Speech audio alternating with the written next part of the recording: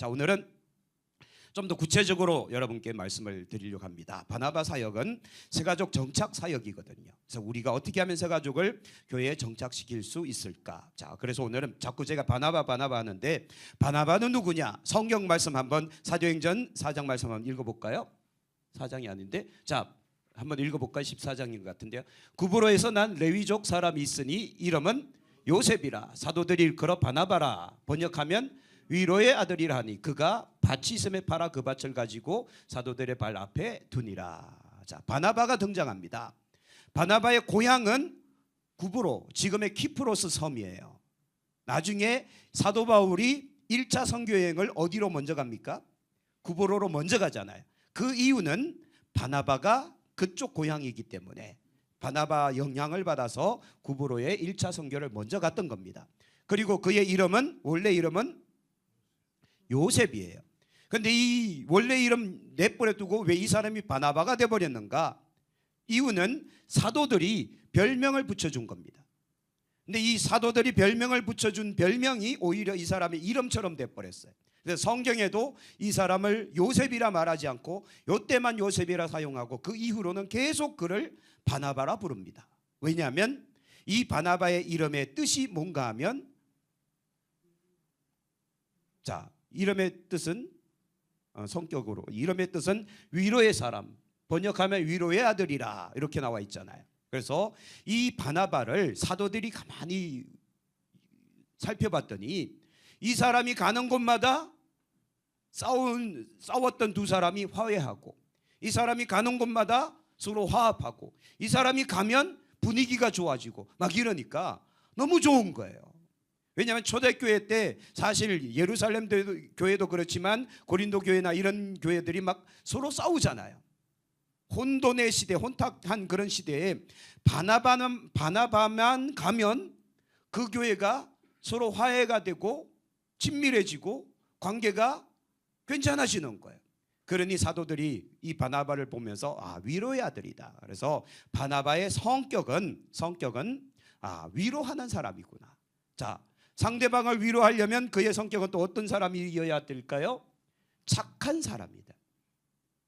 싸운 두 사람을 화해시키려면 그 사람은 적어도 그만한 인품이 돼야 싸움을 말릴 수 있지 않겠습니까? 그래서 바나바만 들어가면 그 일들이 해결되는 참 탁월한 사람이었다라고 우리는 엿볼 수 있게 된다라는 거죠. 또 중요한 거 바나바는 어떤 사람입니까? 자, 11장 24절. 이것도 이제 11장인데 4장으로 해놨네. 글쎄요, 11장인 것 같아요. 자, 24절 바나바는 착한 사람이고 그 다음은요 성령과 믿음이 충만한 사람이에요. 그의 신앙은 성령과 믿음이 충만한 사람이었다라는 겁니다. 그래서 정말 손색이 없는 정말 괜찮은 사람이 이 초대교회 때 일꾼으로 탁 들어와 있으니까 그가 가는 곳마다 교회가 든든히 세워지고 뿐만 아니라 그가 믿음과 성령이 충만하다 보니까 사도 바울이 1차 선교 여행을 떠날 때 누구와 함께 동행합니까? 이 바나바와 함께 동행하잖아요. 그러면서 구브로로 들어가는 그런 1차 선교 여행이 전개될 수 있었다라는 겁니다. 그래서 바나바는 그래서 이런 사람이었기에 여기에서 힌트를 얻은 겁니다. 자, 그래서 바나바 사역이란 바나바스 미니스트리, 자, 새신자 정착을 위한 사역인데요. 자, 교회에 이건 같이 읽어볼게요. 교회에 첫 발을 내딛는 새신자들을 대하면서 어떻게 하면 주님께서 보내신 영혼들을 하나도 잃지 않고 교회에 머물게 할까 하는 고민에 대한 성경적 방법으로 바나바가 했던 것과 같은 사역을 통해 새신자 정착의 성경적인 모본을 따르는 것이다 라는 겁니다. 그래서 바나바를 통해서 그 일이 일어났는데 좀 더 자세히 한번 살펴볼게요. 자, 사도행전 9장에 보면 26절부터 보면 같이 읽어볼게요. 사울이 예루살렘에 가서 제자들을 사귀고자 하나 다 뭐하여? 두려워합니다. 왜냐하면 사울이 과거에 어떤 사람인지 여러분 다 아시잖아요.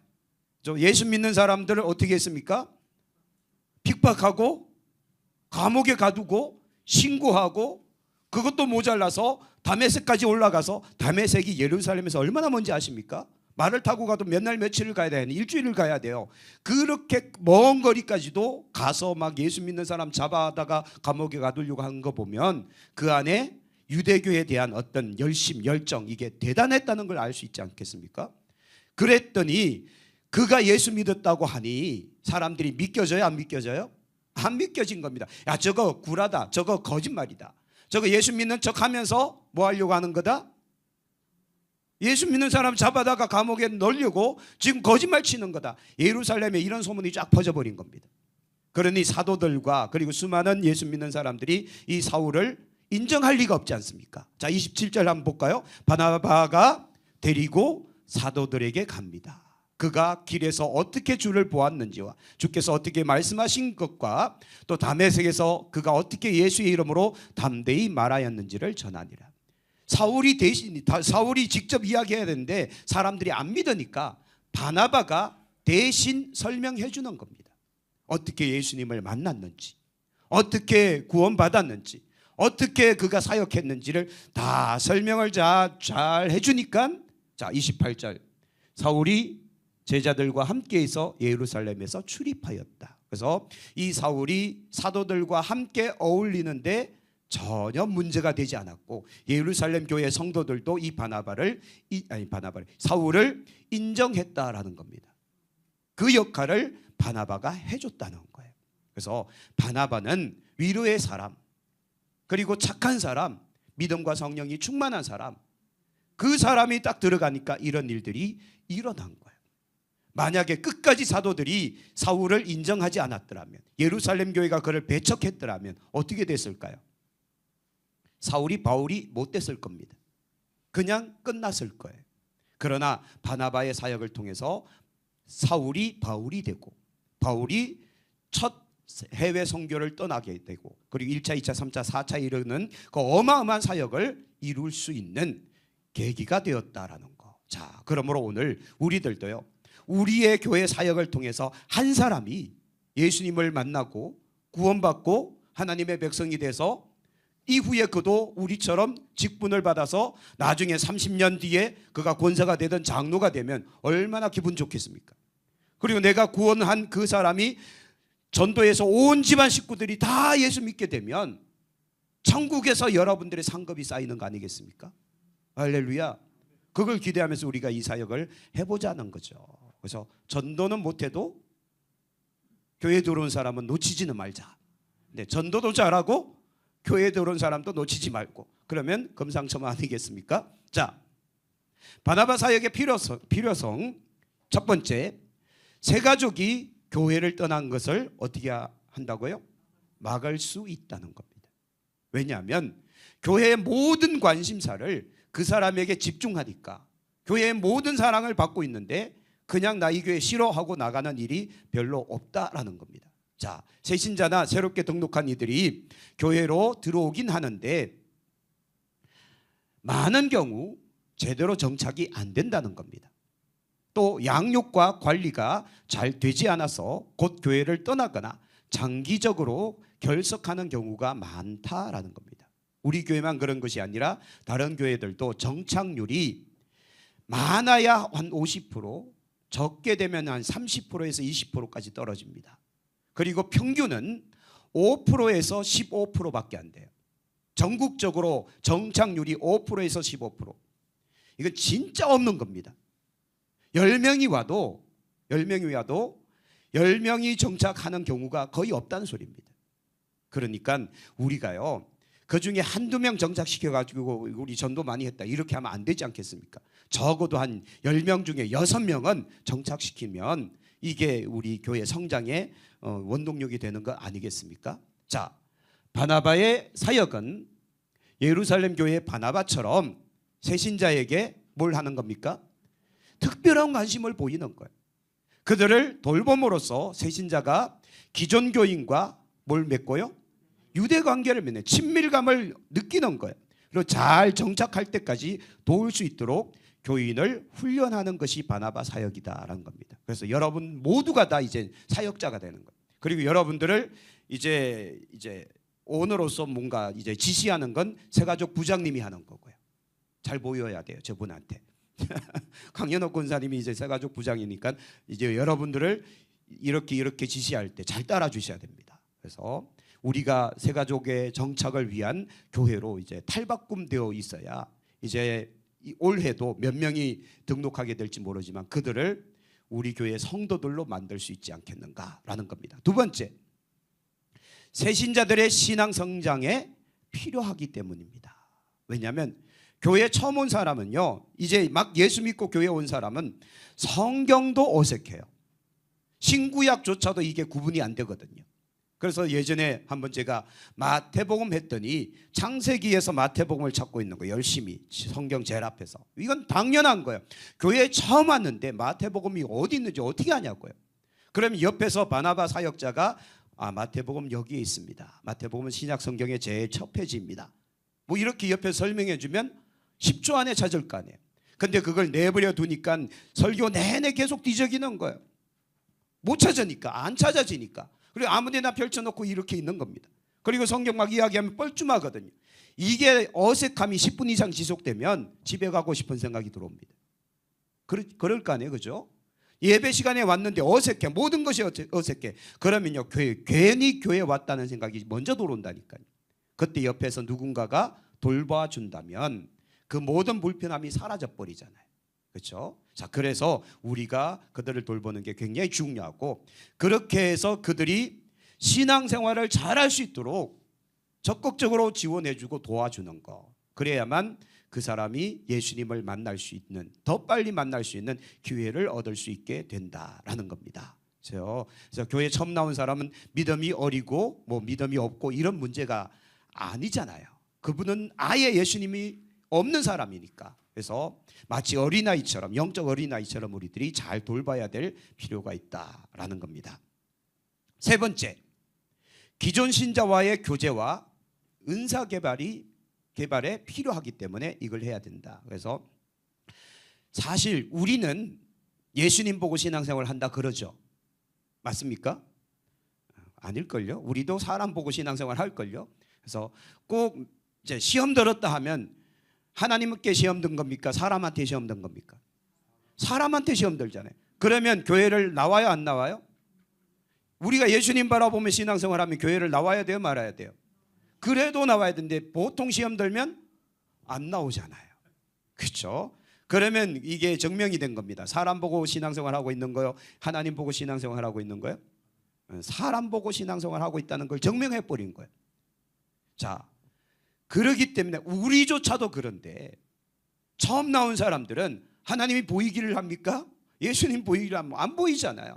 우리를 볼 수밖에 없는 거예요. 우리를 통해서 하나님을 예수님을 경험하게 되는 거예요. 은혜를 경험하게 되는 거예요. 즉 다시 말해서 여러분들을 보면서 은혜를 경험하는 건 무엇을 보면서 은혜를 경험할까요? 이건 질문이에요. 여러분들의 무슨 모습을 보고 교회 처음 나온 사람들이 은혜를 경험하게 될까요? 아니면 교회에 대한 매력을 느낄까요? 성경을 한 방에 찾는 그 놀라운 순발력을 통해서요? 아니면 해박한 성경 지식을 통해서요? 아니면 그날 멋들어지게 입고 온 그 명품 옷 때문에요? 뭐 때문일까요? 그래서 여러분, 이 안면 관리 잘해야 됩니다. 그래서 이런 이야기가 있습니다. 전도지, 종이로 만들어진 전도지가 아니라 실상 진짜 전도지는 뭐다? 내 면상이다. 그렇죠? 내 표정이 전도지다. 가장 좋은 전도지. 그래서 교회에 처음 나온 사람들이 사실 뭘 가장 먼저 보는가 하면 우리 표정을 먼저 봐요. 표정을 먼저 본다니까요. 그래서 은혜 받았다라는 표정을 우리에게서 확인하는 겁니다. 교회 다니는 사람들은 다 저렇게 표정이 좋구나. 내가 저 집안을 알고 있는데 저 집안에 이런 우환이 있고 저런 문제가 있는데 저 사람 천사 같아. 이러면 이미 은혜 받아버린 거예요. 아닙니까? 그렇잖아요. 근데 교회를 왔는데 마귀가 뜯어먹다 버린 찐빵 같은 얼굴 하고 있어. 저 집안에 우환도 없고 저 집안에 아무 문제 없는데 교회만 오면 인상이 막 구겨져 있어. 그러면 이 사람들은 뭘 느끼는 거예요? 불편한 겁니다. 그때부터 교회만 오면 얼굴에 인상이 있고 막 싸울 기세로 막 목소리도 높고 이러면 못 나오는 거예요. 불편하니까. 그래서 여러분, 교회 처음 나온 사람들은 우리의 얼굴을 보고 표정을 보고 읽는다는 거죠. 아, 이 교회가 은혜가 있구나. 아, 이 사람들에게 은혜가 있구나. 야, 교회 다니는 사람들은 얼굴이 전부 예수님 같아. 뭐 이런 이야기. 예전에 제가 이런 이야기 듣고 깜짝 놀랐잖아요. 길 가는데 어떤 아주머니가 다른 아주머니를, 여성분을 보면서 이렇게 이야기하는 거야. 얼굴이 어쩌면 부처님 같으냐고. 아주 깜짝 놀랐잖아요. 아니, 지나가는 아가씨한테 부처님 같다니 그 사람이 교회 다니면 어떻게 할 뻔했어요. 근데 놀라운 거는 진짜 그 아가씨가 절에 다니는 거예요. 어떻게 하셨냐고. 아, 나 절에 다닌다고. 자기들끼리 통하는가 봐요. 근데 교회 다니는 사람들한테 이런 이야기 한 건 제가 아직도 한 번도 못 들어본 것 같아요. 어쩌면 예수님 같아 보이냐고. 여러분 혹시 들어보셨습니까? 여러분들을 누군가가 만나서 표정 보니 예수님을 뵌 것 같습니다. 뭐 이런 대답이 없으신 거 보니까 자신이 없으시네. 아니면 적어도 우리를 사람들이 발견할 때, 우리를 볼 때 교회 다니시나요? 뭐 이런 인상은 줘야 될 거 아닙니까? 왜요? 그러면 인상이 너무 좋으세요. 표정에서 읽혀지는 교회 다니는 사람의 표정, 그거 이제 좀 만드셔야 돼요.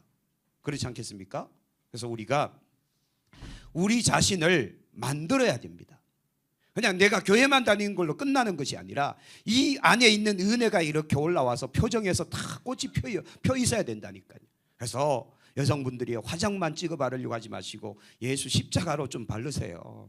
그래서 여러분 표정에서, 여러분 삶에서 뭔가 예수님이 막 보여져야지. 그래서 성경은 말합니다. 우리에게 우리는 예수님의 향기라고, 우리는 예수님의 편지라고. 정말 우리를 통해서 예수님이 막 느껴지는 그 정도 단계까지는 못 간다 할지라도 우리에게서 은혜가 발견되어지면 참 좋겠습니다. 그래서 교회 처음 나온 사람들이 우리와 교제하면서 그들이 예수님을 만나게 되고 신앙생활을 본격적으로 하게 되고, 그러면 교회 생활이, 교회에 다 나오는 것이 재미있을 거 아닙니까?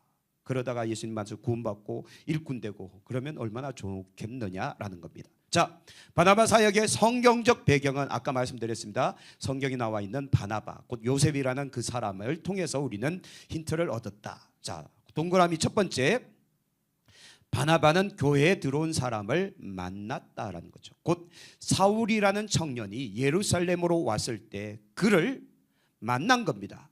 근데 아무도 그를 만나려고 안 해. 왜? 그의 과거를 다 알고 있기 때문에.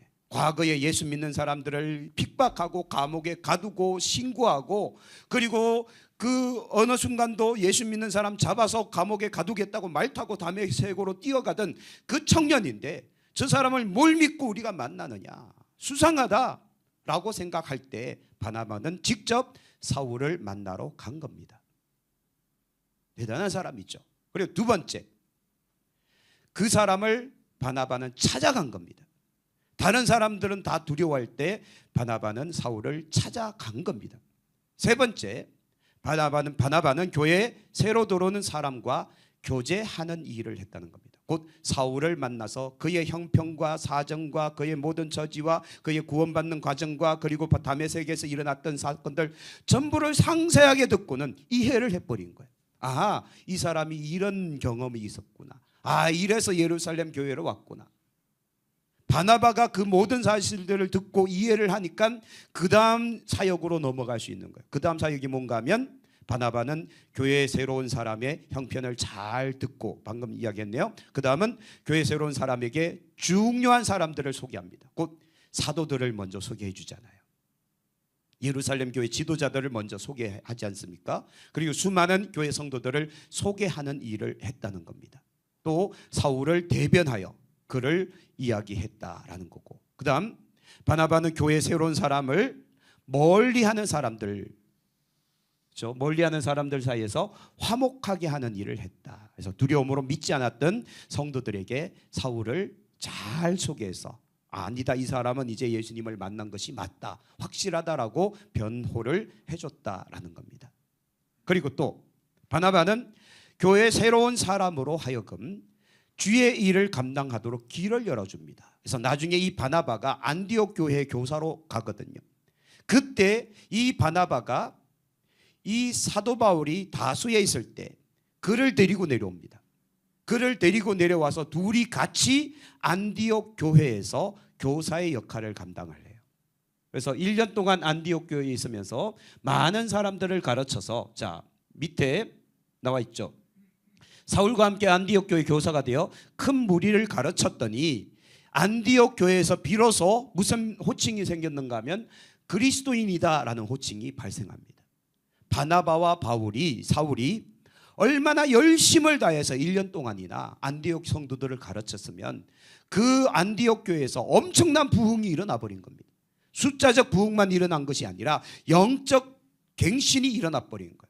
그러니 안디옥 교회 변화에 주변에 있는 수많은 사람들이 야 예수쟁이들 그만큼 놀랄 만큼 안디옥 교회에 폭발적인 성장, 영적 성장이 일어나 버렸던 겁니다. 그래서 바나바는 이 사울을 일꾼으로 세울 줄 아는 사람이었다라는 거예요. 여러분들 한번 상상해 보세요. 아까도 말씀드렸지만 여러분들이 이렇게 초신자를 데려다 앉혀놓고 훈련해서 그 사람을 구원받게 해서 어느 정도 시간 지나면서 집사 직분 받고 좀 더 시간 지나다가 이 사람이 막 갑자기 장로가 되고 그러면 기분 좋겠어요? 나쁘시겠어요? 아, 인간이 또 이제 나를 치고 올라오네. 뭐 이런 마음이 들겠습니까? 기분 좋다니까요. 또 여러분들이 구원한 그 사람이 모든 가정 식구들을 다 전도해서 교회로 데리고 나오면 얼마나 행복하겠습니까? 그런데 우리가 행복해하는 것 이상으로 성경에 보니까 천국에서 하나님이 뭐하고 계십니까? 예수님이 춤추고 계신다. 한 사람이 회개하고 돌아오는 거 그것만큼 좋아하시는 게 없다. 그렇죠? 그러므로 얼마나 여러분들에게 더 큰 복이 임하겠느냐라는 겁니다. 자, 그래서 바나바가 그런 사역을 감당했다는 것이고요. 자, 그렇다면 교회 안에서 바나바 사역은 어떻게 해야 되는가? 바나바 사역은 첫 번째 새 가족을 뭐하는 사역입니다? 정착시키는 거예요. 그래서 우리의 이 생각 어찌됐든 교회에 새로 나온 사람들을 어떻게 하는 거예요? 우리 교회 성도 만드는 거. 우리 교회 성도 만드는 거. 뺏기지 말고 첫째 주 나왔고 둘째 주 나왔으면 가능성이 점점 커지잖아요. 근데 셋째 주에 덜컥 안 나왔어. 그럼 어떻게 해야 됩니까? 득달같이 전화하고 아니면 찾아가든지 아니면 어떻게든 우리가 관심을 가져야만 한다는 겁니다. 그래서 우리는 바나바 사역은 만나고 찾아가는 사역이에요. 지난번에 어떤 권사님 이야기를 들었는데 새가족 훈련을 그렇게 시켰더니 그분이 참 행복할 때가 교회 마당에서 자기가 맡은 새가족이 오는 걸 기다리는 그 순간, 그리고 그 사람이 저 앞에서 주일날 탁 나타났을 때 그 기분, 이루 말할 수 없는 행복감이라고 고백을 하시더라고요. 그게 맞거든요. 저 지난주에 내가 맡았던 그 성도를 내가 열심히 돌보다가 이제 빠이빠이해서 헤어졌어요. 그리고 일주일 뒤에 주일이 됐습니다. 우리는 교회 마당에서 그를 기다리고 있는 거예요. 근데 저 멀리서 그분이 차를 타고 오든 걸어오든 교회를 들어오면 얼마나 행복하시겠어요. 그렇죠? 그리고 그분을 막 교회에서 돌보다가 어느 날 내가 예수 믿겠다고 고백할 때 얼마나 기분이 좋으시겠습니까? 그걸 우리가 상상하면서 이런 사역을 하는 겁니다. 그래서 우리가 만나고 찾아가는 사역을 해야 된다. 정착시키는 거죠. 두 번째, 바나바 사역은 새가족과 기존 교인을 뭐하는 사역입니다? 연결하는 거예요. 그래서 나만 그와 친밀감을 갖는 것이 아니라 우리 교회 모든 성도들이 그 사람과 친밀감, 유대감을 가질 수 있도록 계속해서 만나도록 하는 겁니다. 소개해주고 하는 겁니다. 그래서 1대1로 영혼 관리를 하고요. 그 다음 세 번째, 바나바 사역은 신앙 안에서 변화와 만남이 있어야 됩니다. 그래서 종국적으로 이 한 사람이 교회에 왔어요. 담임 목사 만나고 장로님 만나고 권사님 만나고, 이거보다 더 중요한 건 누구를 만나야 돼요? 예수님 만나야 돼요. 그렇죠? 아무리 목사 알고 장로님 알고 해도 필요 없어요. 예수님 못 만나면 끝난 거니까. 그렇죠? 그래서 우리는 종국적으로 이 사람이 예수님을 만나서 변화받도록, 그래서 믿음 갖도록 하는 것이 우리의 최종 목적이 돼야 됩니다. 영적 변화와 성숙을 위해서 우리는 그 영혼을 관리해야 된다라는 거죠. 그다음 네 번째, 바나바 사역은 가족들이 교회 안에 어떻게 하게 하는 겁니까? 친숙. 교회 생활, 교회의 이 삶을 친숙하게 만들어 드리는 거예요. 곧 예배가 어색하지 않도록, 또 모이는 것이 어색하지 않도록, 함께 모여서 밥 먹는 것이 어색하지 않도록. 지난주에 말씀드렸잖아요. 어떤 한 사람이 3개월이 지나도록 교회 식당에서 밥을 먹는데 점심시간에 혼자 먹고 있었대. 근데 그게 세 가족이었어요. 세 가족이 교회 와서 3개월이 지났는데 그 사람이 혼자 앉아서 계속 밥을 먹는데 아무도 그의 주변에 같이 앉아서 먹는 사람이 없더래요. 권사님이 열받아 버린 거예요. 이건 말이 안 되는 이야기예요. 또 지난주 말씀드렸죠.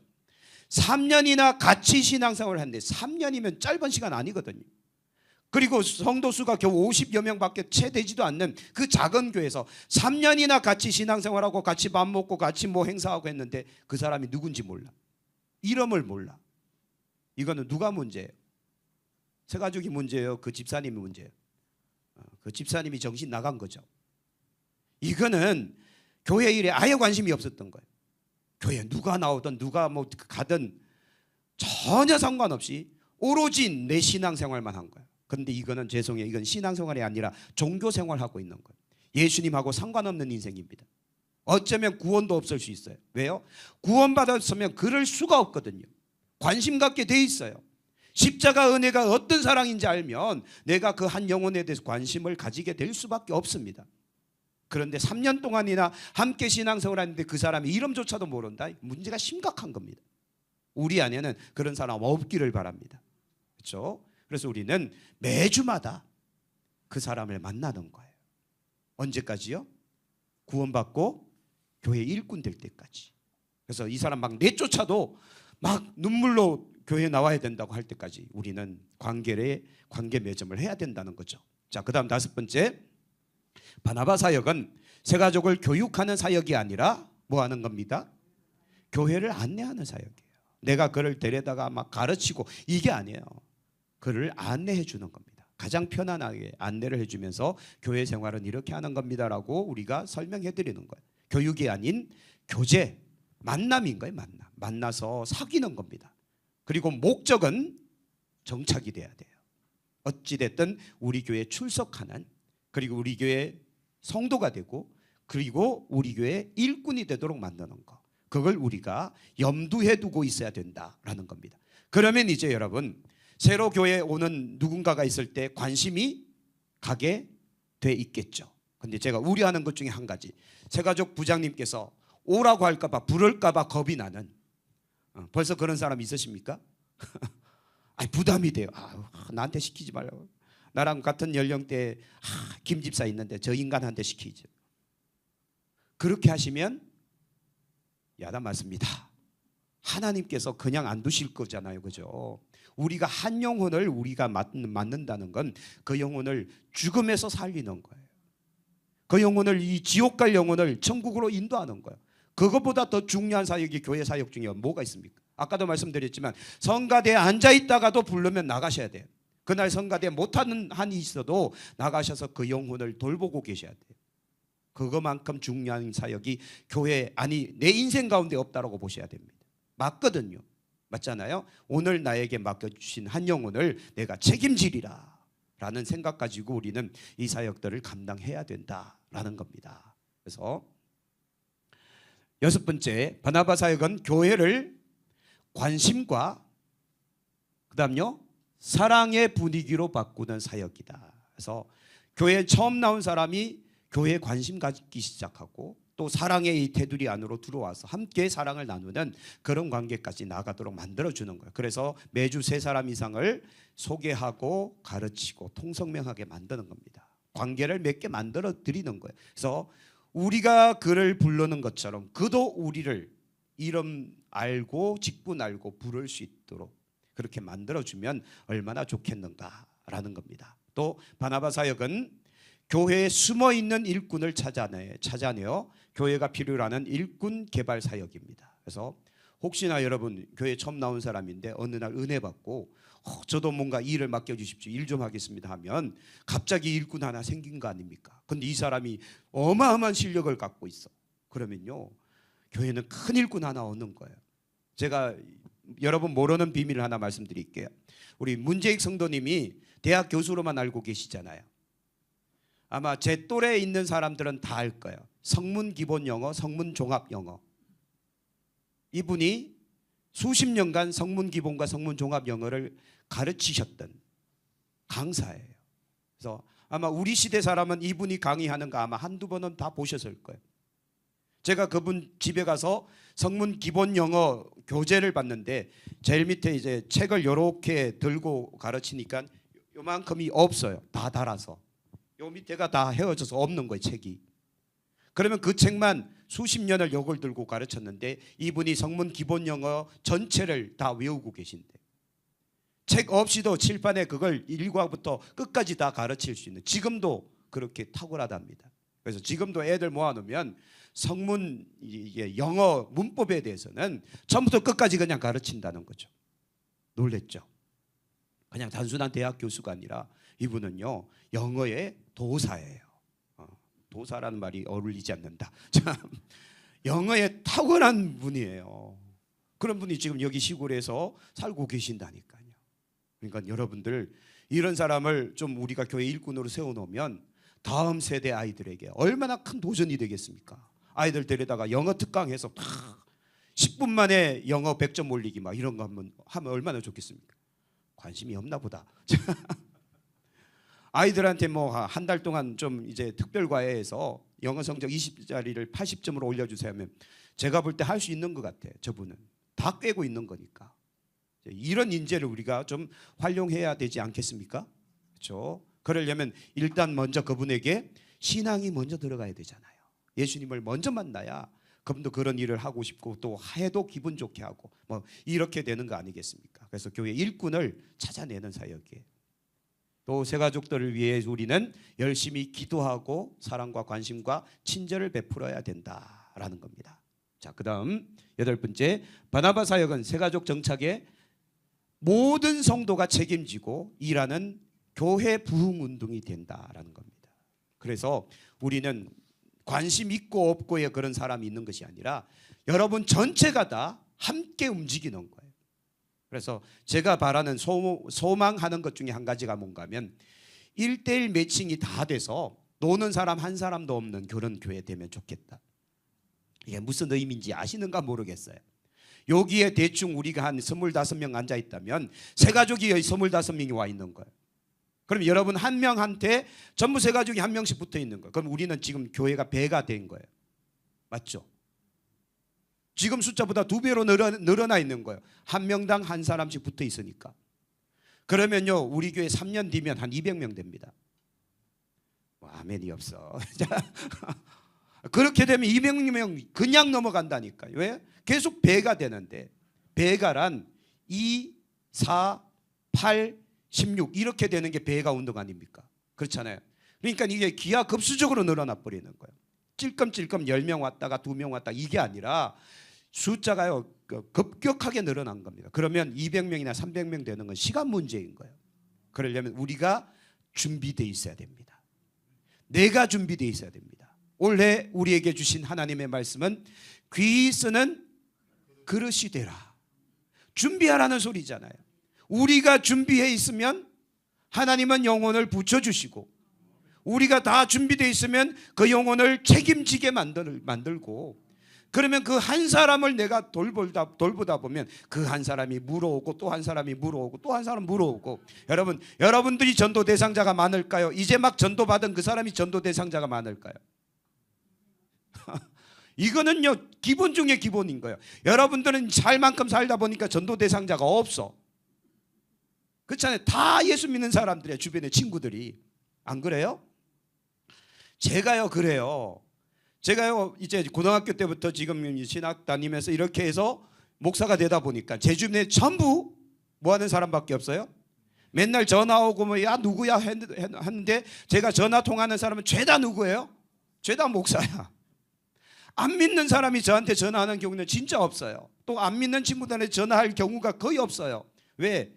목회만 하다 보니까 전부 목사인 거야. 그래서 제가 막 야 누구야 하면 여러분들이 뭐 친구인가 보다. 아니요 목사님이에요. 근데 여러분 안 믿는 사람이 교회 와서 예수 믿었어요. 우리보다 안 믿는 사람 친구가 훨씬 많다니까요. 그러면 전도의 확률이 확 높아져 버린 겁니다. 이걸 우리가 노려야 되는 거예요. 그렇죠? 우리보다 더 나은 전도자가 될 수 있습니다. 그렇죠? 우리가 이걸 알고 이런 것들을 준비해야 되는 겁니다. 그래서 우리는 이제 준비하는 해입니다. 올해는 준비하라. 왜 제가 의도해서 이걸 준비한 게 아니고 하나님께서 감동 주셔서 준비하다 보니까 이 강의를 준비하다 보니까 올해 주신 말씀하고 어쩌면 이렇게 딱 맞아 떨어지는가. 저도 깜짝 놀란 거예요. 뭐 인정 안 하시는 분위기. 자, 원래 말씀 받을 때가 작년 10월 달이었거든요. 그리고 열심히 막 그걸 갖고 기도하고 이제 원래 선포했고, 바나바 사역은 지지난주부터 제가 준비한 거예요. 미리 알고 준비한 게 아니라. 근데 이 사역이 사실은 우리 교회에 이제 하나님께서 뭘 하시겠다는 겁니까? 메시지잖아요. 사인이제 사인, 징조. 뭐 하시겠다는 겁니까? 새로 오는 가족들을 많이 붙여주겠다는 사인 아닙니까? 맞잖아요. 그렇기 때문에 미리 준비시키는 거잖아요. 이게 준비 안 돼 있으면 멀뚱멀뚱 누가 왔나 보다, 누가 갔나 보다, 그 사람 안 보이대? 어디 갔대? 몰라? 이걸로 끝나버린다니까요. 이걸로 끝나버리면 또다시 우리는 내년에 원래 한 10명 등록했는데 한 4명 정착했네, 이걸로 또 한 해가 또 지나가는 거예요. 그러지 말고 원래 한 20명 등록했는데 야 18명이 지금 정착했어, 이러면 얼마나 좋겠냐 이거예요. 그리고 여러분 한 명 한 명마다 전부 바나바 사역을 감당하면서 새 가족이 한 명씩 다 붙어 있어. 여러분이 막 정신이 없어.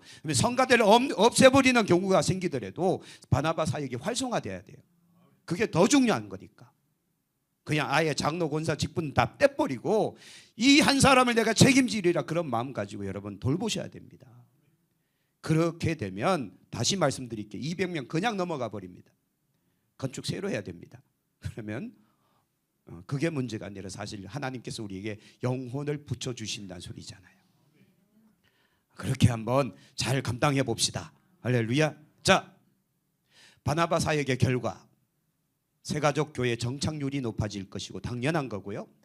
교회 분위기가 눈에 띄게 변화가 됩니다. 좋아진다는 소리예요. 왜?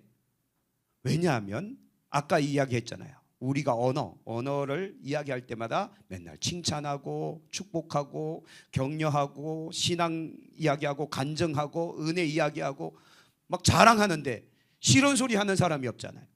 그리고 막 얼굴 표정 일부러 억지로라도 막 웃고 있어. 그렇죠? 새 가족 위한 막 찡그릴 수 없으니까 뒤에서 남편하고 싸우고 왔다 할지라도 그날 교회에서는 웃고 계셔야 되니. 맞잖아요. 그렇죠? 그러니 교회만 오면 사람들이 다 웃고 있어. 행복해. 그리고 교회 오니까 자기를 막 극진히 대접해. VIP 취급하니까 교회 분위기가 저절로 좋아지는 겁니다. 또 그렇게 우리가 열심을 다해서 한 영혼을 돌보려고 하다 보면 진짜 하나님이 하늘 문 여신다니까요. 믿으세요. 그러면 교회 분위기 확 좋아져 버립니다. 이게 금방 소문납니다. 그러면요, 야 산양교회 갔더니 야 교회 분위기 달라.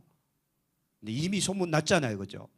우리 교회 분위기 좋은 거 소문 났잖아요. 할렐루야. 그래서 어저께 제가 지방회를 갔더니 어느 교회 집사님인지 권사님인지 모르겠지만 저를 보자마자 막 박수를 치면서 좋아하는 거예요. 산양교회 목사님 오셨다고. 전 몰라요 그분이 누군지.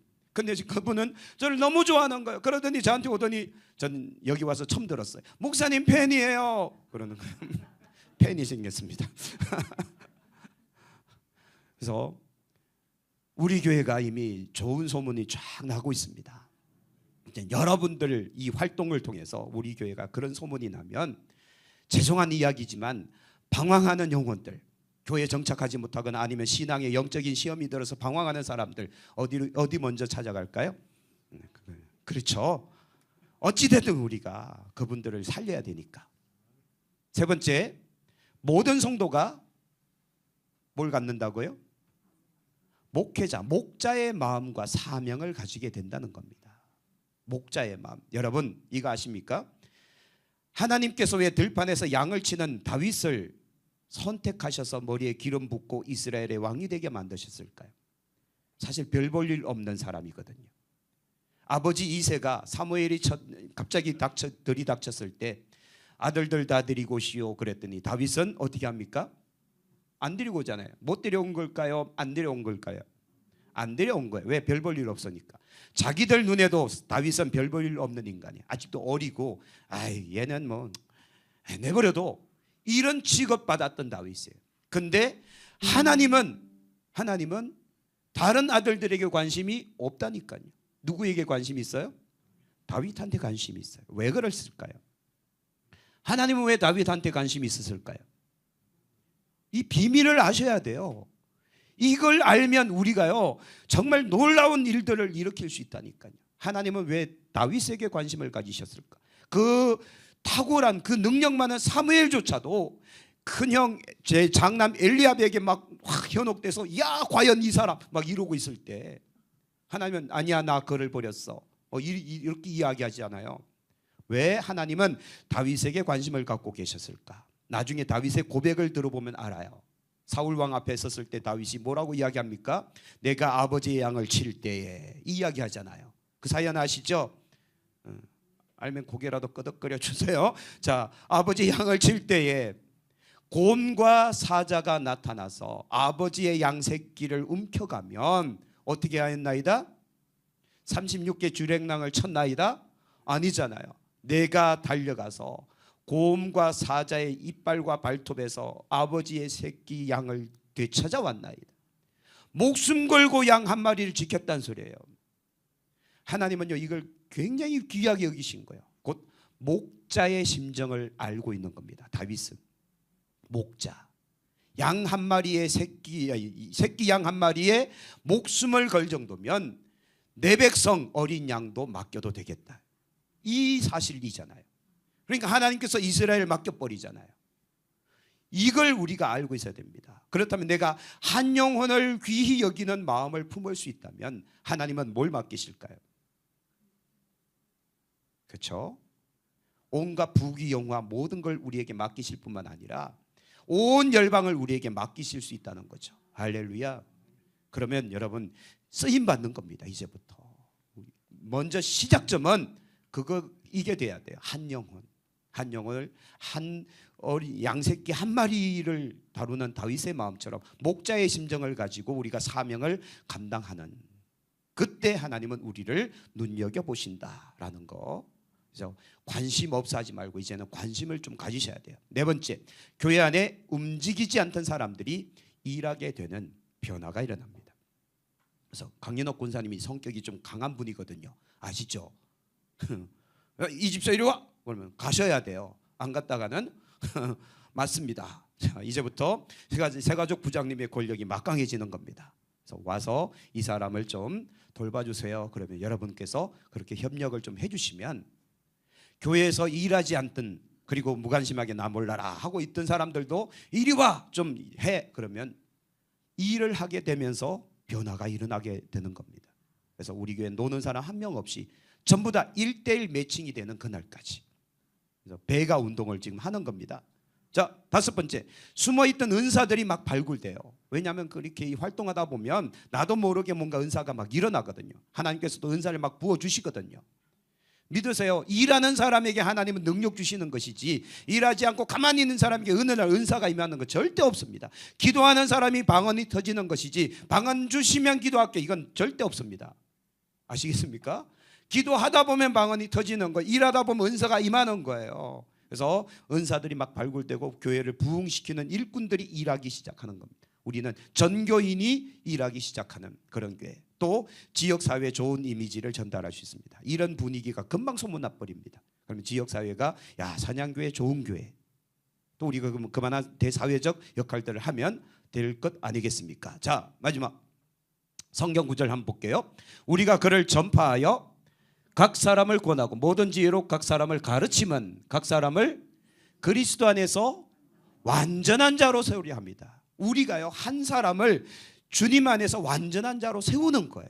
그리고 또 29절, 이를 위하여 나도 내 속에서 능력으로 역사하시는 이 역사를 따라, 그 다음은요 힘을 다하여 수고한다라고 골로새서에서 그렇게 말합니다. 여러분 우리도 힘을 다해서 이 사역을 한번 감당해 봅시다. 네, 아멘을 안 하시네. 하기 싫다는 뜻인가요? 힘을 다해서 한번 해보자니까요. 한 사람을 교회에 정착시키는 것에 우리의 모든 역량을 다 쏟아붓자는 거죠. 그래서 교회의 모든 힘들을 그렇게 이제 새 가족들에게 관심을 갖기 시작하면 하나님은 영혼을 붙여주신다니까요. 왜? 책임지려고 하니까 하나님은 책임지시는 거예요. 내가 무책임하게 있으니까 안 붙여주는 거예요. 붙여줘봐야 떨어뜨리니까, 줘봐야 죽이니까 우리에게 안 주시는 거예요. 근데 주면 무조건 살려내면 더 많이 붙이는 것 아니겠습니까?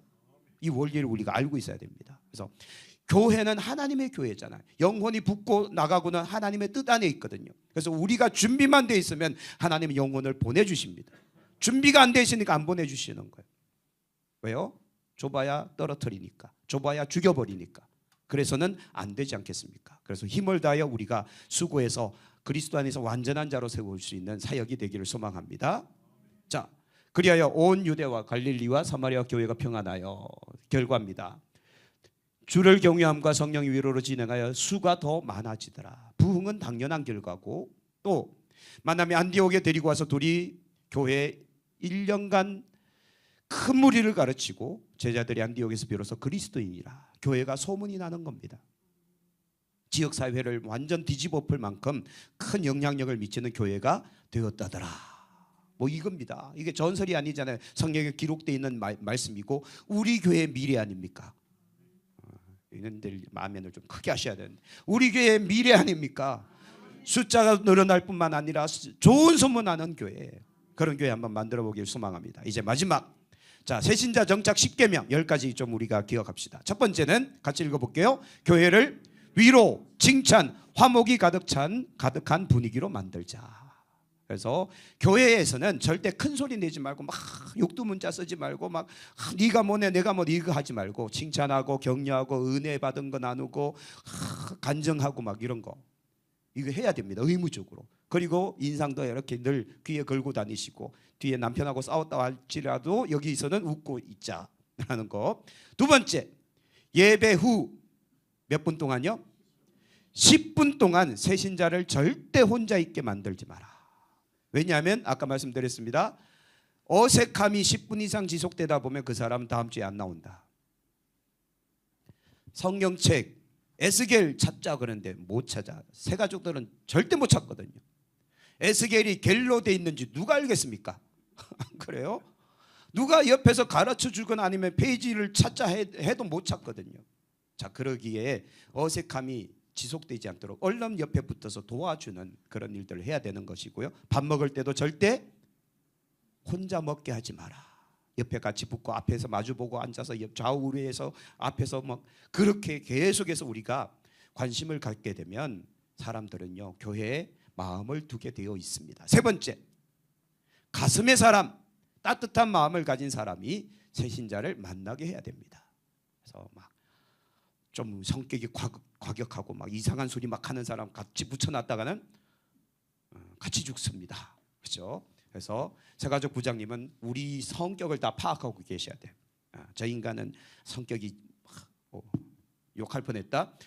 성격이 뭐 같아서 붙여주면 안 돼. 그러면 따로 떼서 다른 일 하게 만들어야 되고, 저 사람 바나바 같은 사람이야. 그러면 얼른 붙이셔서 새가족들을 돌볼 수 있도록 그렇게 하는 거, 그 사역을 해야 됩니다.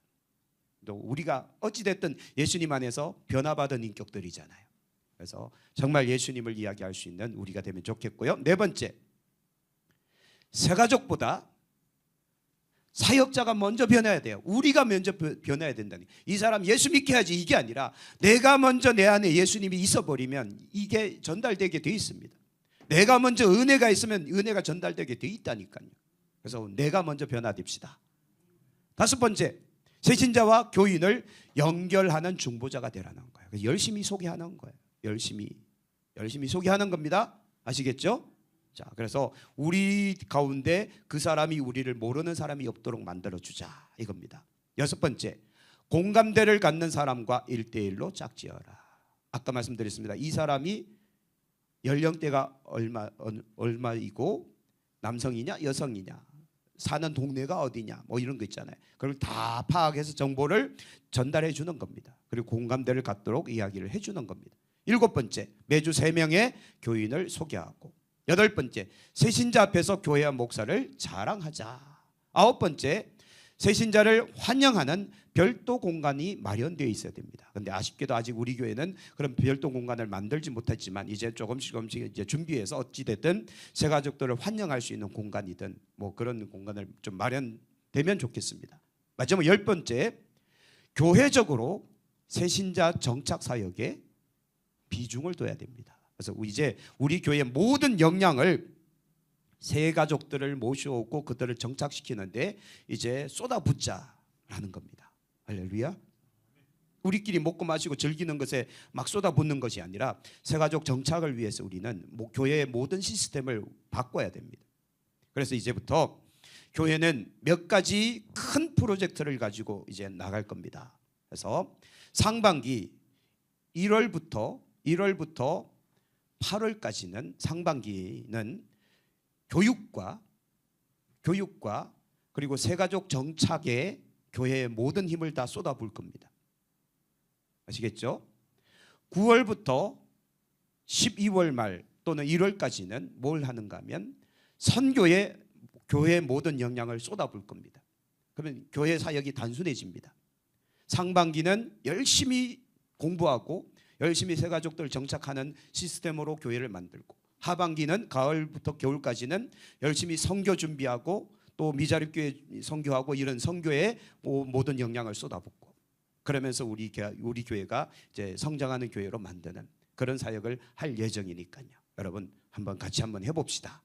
그래서 지금과 이전과는 다른 전혀 다른 사냥교의 모습으로 이제 조금씩 탈바꿈하기 시작하는, 아마 이 변화의 이 소용돌이가 여러분들에게는 어색할 수도 있고 좀 약간은 거북스러울 수도 있겠지만 사실 교회는 이런 시스템들이 마련되어 있어야 됩니다. 매주마다 시간 되신가 와서 예배 드리고 예배 끝났네 집에 가자, 이게 아니라 이런 다람쥐 쳇바퀴 도는 신앙생활이 아니라 살아있는 활동을 해야죠. 우리가 복음의 활동을 해야 되는 거 아닙니까? 교회라는 게 교회의 존재 이유와 목적이 여기 있는데 그걸 우리가 교회에서 활용해야 교회가 성장하든 교회가 쓰임받든 뭘 할 거 아닙니까? 자, 그러므로 이젠 이전 일, 옛적 일 생각하지 말고 기억하지 마라. 보라, 내가 새 일을 행하리니 이제 나타내리라. 할렐루야.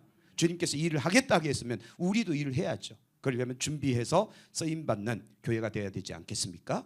그래서 이제 여러분 생각들을 과거와는 다른 이제 사냥교회가 새로워진다, 새로운 모습의 사냥교회로 탈바꿈된다, 우리 함께 일하는 종들이 되기를 축복합니다.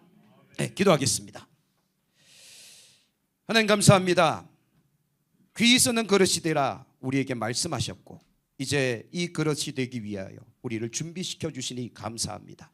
이제 전혀 다른 변화된 사냥교회의 모습으로 우리가 세움 받겠습니다. 그리고 쓰임 받겠습니다. 마음껏 우리를 사용하여 주옵소서. 마음껏 사냥교회를 통해 하나님의 뜻이 이루어지게 하여 주옵소서. 우리는 순종하겠나이다.